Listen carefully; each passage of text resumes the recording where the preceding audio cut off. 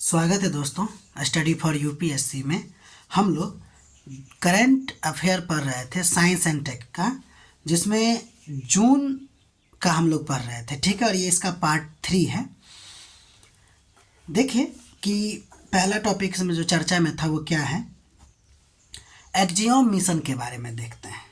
ठीक है, देखिए एक्जियोम स्पेस जो है एक अमेरिकी निजी कंपनी है जो कॉमर्शियल मानव अंतरिक्ष मिशन और आने वाले आधुनिक अंतर्राष्ट्रीय वाणिज्यिक स्टेशन के लिए काम कर रही है। ठीक है, और ये जो कंपनी है वो नासा के साथ साझेदारी में मिशन को संयोजित करती है। बस ये अपना इतना ध्यान रखिएगा कि एक्जियोम मिशन जो है आपको एक अमेरिकी निजी कंपनी के द्वारा चलाया जाने वाला एक मिशन है जो नासा के साथ ये क्या करता है, साझेदारी में काम करता है। एक्जियोम मिशन की अगर बात करें तो यह अभी तक 1 से लेकर 4 तक ये मिशन हुआ है, जिसमें ISS तक पर भेजा गया है। ठीक है, ये जो मिशन है ISS यानी कि इंटरनेशनल स्पेस स्टेशन पर भेजे जाने का एक मिशन है, जो अभी तक 4 मिशन हो चुका है इसका। ठीक है, एक्चुअली ये जो मिशन है एक्जियोम मिशन 4 जुलाई 2025 में सफल रहा, जिसमें 4 यात्रियों का दल जो है वह ISS पर पहुंचा है और लौट भी आया है। अगर हम बात करें इस मिशन में, तो यह मिशन जो है स्पेस एक्स के क्रू डिजाइन कैप्सूल के द्वारा ISS पर भेजा गया, यानी कि यह मिशन जो है स्पेस एक्स के द्वारा भेजा गया था, उसका क्रू डिजाइन कैप्सूल के द्वारा। ठीक है, 4 दलों को भेजा गया था। मिशन लगभग आपको 18 से 20 दिन चला था, और मिशन में कहाँ कहाँ के अंतरिक्ष यात्री थे, तो भारत, US, पोलैंड और हंगरी के अंतरिक्ष यात्री ने भाग लिया था। ठीक है, भारतीय संदर्भ में अगर बात करें तो शुभांशु शुक्ला जो है आपको भारत के लिए ISS पर भेजे गए पहले अंतरिक्ष यात्री हैं। देखिए, इस मिशन का एक ही मतलब है, आपको जानना चाहिए कि एक्जियोम मिशन हमारे लिए बहुत ज़्यादा इम्पोर्टेंट क्यों है, क्योंकि हमारे देश के सौरभ शुक्ला ने आपको ISS पर गया था। ठीक है, और ये एक्जियोम मिशन एक प्रकार से निजी कंपनी के द्वारा संयोजित मिशन होता है। ठीक है, जो नासा के साथ सहयोग करता है। अब हम लोग आगे बढ़ते हैं। अगला नंबर टॉपिक जो आपको चर्चा में था साइंस एंड टेक में, उसका नाम था लेनाकैपवीर, है ना। ये एक दवाई है या इंजेक्शन समझ लीजिए। ठीक है, लेनाकैपवीर ये USA के द्वारा जो है, USA के जो FDA है, हाल ही में इसकी मंजूरी दी है कि 1 साल में 2 बार लगने वाले इंजेक्शन योग्य दवा के रूप में इसका इस्तेमाल होगा, जो HIV के रोकथाम में उपयोग किया जाएगा। ठीक है, यानी कि ये जो दवा है लेनाकैपवीर वो HIV के रोकथाम के लिए किया जाता है। ध्यान दीजिए, इसके बारे में कुछ बात याद रखते हैं। ये किस प्रकार का दवा है, तो यह एक नई पीढ़ी का HIV दवा है, यानी HIV का फुल फॉर्म लिख दिए हैं कि ह्यूमन इम्यूनो डिफिशियंसी डिजीज होता है। ठीक है, जो कैस्पिड इनहेबिटर वर्ग से संबंधित है। इस बात को भूलिएगा नहीं, कैस्पिड जो होता है ना प्रोटीन के आवरण को बोलते हैं, और इनहेबिटर यानी कि उसको रोकने वाला। ठीक है ना, इनहेबिटर वर्ग से संबंधित है। कौन? लेनाकैपवीर दवा। यह HIV वायरस के कैस्पिड यानी कि प्रोटीन आवरण को लक्ष्य बनाता है। ये जो दवा है वो HIV वायरस के कैस्पिड को लक्ष्य बनाता है, और उसके रेप्लिकेशन साइकिल को कई चरणों पर रोकता है। यानी कि रेप्लिकेशन मतलब वो अपना जो संख्या बढ़ाता रहता है, उसके साइकिल को ये रोकता है। इसे खासकर इस दवा को जो है ना HIV नकारात्मक नेगेटिव पर्सन को पहले से दवा दिया जाता है, यानी कि जिसको नहीं है ना उसको दिया जाता है, ताकि उसको मतलब कि HIV होने से रोका जा सके, ताकि भविष्य में HIV संक्रमण न हो। ठीक है, समझ गए। यानी कि लेनाकैपवीर जो है एक प्रकार का प्री एक्सपोजर पैरोफ्लैक्सिस है ना, प्रोफैलेक्सी है ना, प्रोफैलेक्सी के रूप में डिजाइन किया गया है इसको। लेनाकैपवीर को प्री एक्सपोजर प्रोफैलेक्सिस के रूप में डिजाइन किया गया, इस बात को याद रखिएगा। यानी कि संक्रमण नहीं है उससे पहले इसको दिया जाता है। ठीक, अब हम लोग आगे बढ़ते हैं। अब हम लोग जून का ख़त्म कर दिए, अब हम लोग जुलाई 2025 में पार्ट 1 देखेंगे साइंस एंड टेक में ही। देखिए इसमें इस समय पहला टॉपिक चर्चा में जो था उसका नाम था एक्सेलरेटर मास स्पेक्ट्रोमीटर। ठीक है, इसको AMS डेटिंग भी कहते हैं। तमिलनाडु का जो राज्य पुरातत्व विभाग है उसने अपने कार्बन 14 सामग्री के निर्धारण के लिए ना अमेरिका में बीटा एनालिटिक प्रयोगशाला है को 23 चारकोल नमूना भेजा था। ठीक है, और उसको भेज के वो क्या करेगा, इसका डेटिंग करेंगे, एक्सेलरेटर मास स्पेक्ट्रोमीटर से इसका डेटिंग किया जाएगा। यानी कि तमिलनाडु का राज्य पुरातत्व विभाग कुछ सामग्री को अमेरिका में भेजा और वहाँ पर एक्सेलरेटर मास स्पेक्ट्रोमेट्री डेटिंग से इसका डेटिंग किया जाएगा।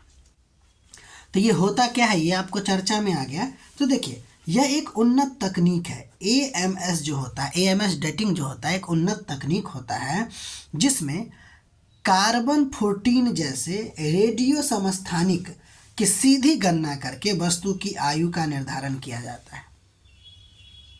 ठीक है, यह रेडियो कार्बन डेटिंग की सबसे आधुनिक, अधिक सटीक और सबसे संवेदनशील विधि है। इस बात को याद रखिए, यानी कि ये सिंपल है। अगर पूछेगा AMS डेटिंग क्या है तो ये कार्बन 14 का डेटिंग करता है। ठीक है, और कुछ नहीं। लेकिन एक बात इसमें इम्पोर्टेंट है कि यह केवल ऑर्गेनिक पदार्थों की उपस्थिति के आधार पर ही आपको कार्बन 14 की, यानी कि वो जो ऑर्गेनिक पदार्थ है जो आपको होता है कार्बन 14 के आधार पर ही आयु का निर्धारण करता है। अगर किसी भी मटेरियल में ये नहीं है तो उसकी आयु का निर्धारण वो नहीं कर सकता है। इसीलिए यह केवल उन अवशेषों पर लागू होता है जिनमें जैविक कार्बन शेष हो। अगर किसी का जैविक कार्बन खत्म हो गया है तो इसका वो डेटिंग नहीं कर सकता है। ठीक है, एग्जाम्पल के लिए आप चारकोल रख सकते हैं, हड्डी रख सकते हैं, सेल्स रख सकते हैं।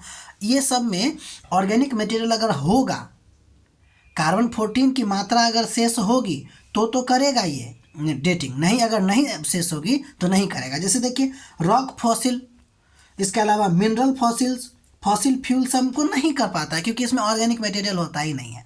तो एक्सेलरेटर मास स्पेक्ट्रोमेट्री डेटिंग जो होता है वो आपको डेटिंग करने का एक तरीका है जीवाश्मों का, लेकिन उसके लिए अनिवार्य है कि उसमें ऑर्गेनिक मटेरियल शेष यानी कि C14 आपको शेष होना चाहिए। अगर वो खत्म हो चुका है तो नहीं कर पाएगा। अगला नंबर जो टॉपिक चर्चा में था वो था आपको ट्रैकोमा। ये ट्रैकोमा बीमारी है, आप जानते ही हैं। मन की बात में मोदी जी ने आपको भारत को ट्रैकोमा मुक्त घोषित कर दिया। ठीक है ना, मन की बात में इन्होंने कहा था। तो ट्रैकोमा है क्या, ये देख लेते हैं।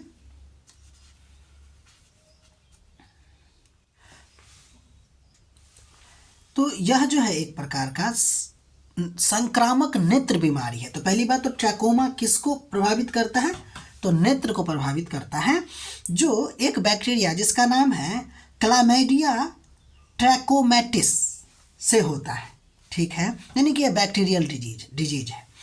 यदि इसका इलाज नहीं करवाया जाता, अगर इलाज करवाया जाता है तो छूट जाता है, लेकिन अगर इलाज नहीं करवाया जाएगा तो ये अंधापन का कारण बन जाता है। इस बात को याद रखिएगा। यह कैसे फैलता है, तो अस्वच्छता से, गंदे पानी से, मक्खियों के माध्यम से फैलता है।